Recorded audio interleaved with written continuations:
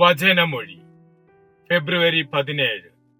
വചനഭാഗം സ്ലീഹന്മാരുടെ നടപടി 8:14-25, മർക്കോസിന്റെ സുവിശേഷം 9:14-29.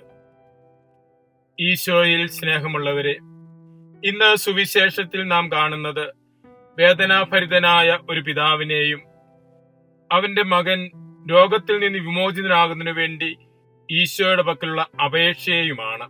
ആ പിതാവ് ഈശോയുടെ പക്കൽ അപേക്ഷയുമായി വരുമ്പോൾ ഈശോ ചോദിക്കുന്നുണ്ട്, വിശ്വസിക്കുന്നുവോ? ആ പിതാവ് പറയുന്നു, ഞാൻ വിശ്വസിക്കുന്നു, എന്റെ വിശ്വാസത്തിലെ കുറവിനെ പരിഹരിക്കണമേ എന്ന് പ്രാർത്ഥിക്കുന്നു. നോമ്പുകാലം വിശ്വാസികളായ നമ്മെ സംബന്ധിച്ചും വിശ്വാസ ജീവിതത്തിലെ ക്ഷീണങ്ങളും സംശയങ്ങളും ദൈവസന്നിധിയിൽ തുറന്നു പറയുന്നതിനുള്ള സമയമാണ്. ഈശോ ശിഷ്യന്മാരോട് പറയുന്ന കാര്യമുണ്ട്, ദുഷ്ടാത്മാവ് പുറത്തു പോകണമെങ്കിൽ പ്രാർത്ഥനയും ഉപവാസവും കൊണ്ട് മാത്രമേ സാധ്യമാകൂ എന്ന്. തിന്മയുടെ ശക്തിയിൽ നിന്ന് വിമോചനം നേടുന്നതിന് പ്രാർത്ഥനയും ഉപവാസവുമാണ് അത്യന്താപേക്ഷിതമായിട്ട് വേണ്ടത് എന്ന് ഈശോ വചനത്തിലൂടെ ഓർമ്മിപ്പിക്കുന്നു. ആത്മീയ പോരാട്ടങ്ങളിൽ വിജയം നേടുവാൻ പ്രാർത്ഥനയും ഉപവാസവും അനിവാര്യമാണ്. നോമ്പ് കാലഘട്ടം ഒരു ആത്മീയ യുദ്ധത്തിന്റെ അവസരമാണ്. ദോഷത്തിനെതിരെ, തിന്മയ്ക്കെതിരെ, പാപത്തിനെതിരെ, അവിശ്വാസത്തിനെതിരെ പോരാടുവാൻ, അതിൽ വിജയം നേടുവാൻ നോമ്പും ഉപവാസവും നമ്മെ സഹായിക്കുന്നു. സ്ലീഹന്മാരുടെ നടപടിയിൽ നിന്നുമുള്ള 2ാമത്തെ വചനഭാഗത്ത് വിശ്വാസികളായ സമരിയാക്കാര് പരിശുദ്ധ റൂഹായെ സ്വീകരിക്കുന്ന കാര്യം പറയുന്നു.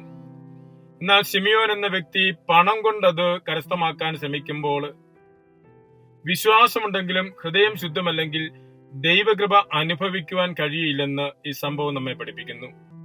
അപ്പോസ്തലന്മാർ ശിമിയോനോട് പറയുന്നു, നിന്റെ ഹൃദയം ദൈവസന്നിധിയിൽ നേരായതല്ല.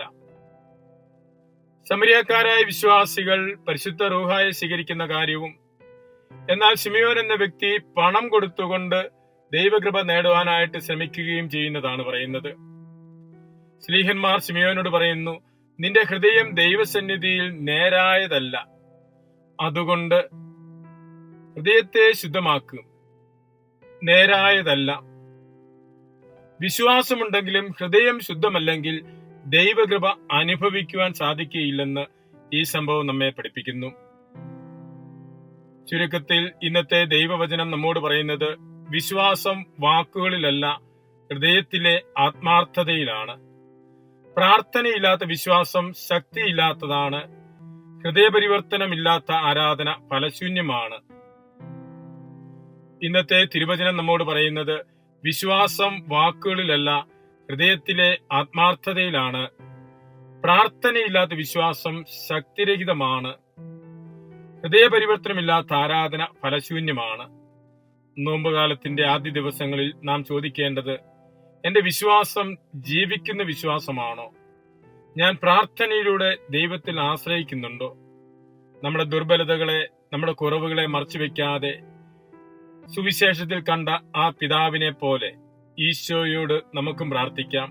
കർത്താവേ, എന്റെ വിശ്വാസക്കുറവിനെ പരിഹരിക്കണമേ, എന്റെ അവിശ്വാസത്തിന് സഹായിക്കണമേ. അപ്പോൾ ദൈവകൃപ നമുക്കും അനുഭവിക്കുവാൻ സാധിക്കും. നമ്മുടെ ജീവിതത്തിലെയും ബന്ധനങ്ങളെ പൊളിച്ച് ആത്മീയ നവീകരണത്തിലേക്ക് നീങ്ങുവാൻ സാധിക്കും. ഈ നോമ്പ് കാലഘട്ടത്തിൽ പ്രാർത്ഥനയിലൂടെ വിശ്വാസത്തിൽ ആഴപ്പെട്ട് ജീവിത നവീകരണത്തിനായി നമുക്ക് പരിശ്രമിക്കാം. ദൈവകൃപ പ്രാർത്ഥിക്കാം. മിശിഹ നമ്മെ അനുഗ്രഹിക്കട്ടെ. ആമേൻ.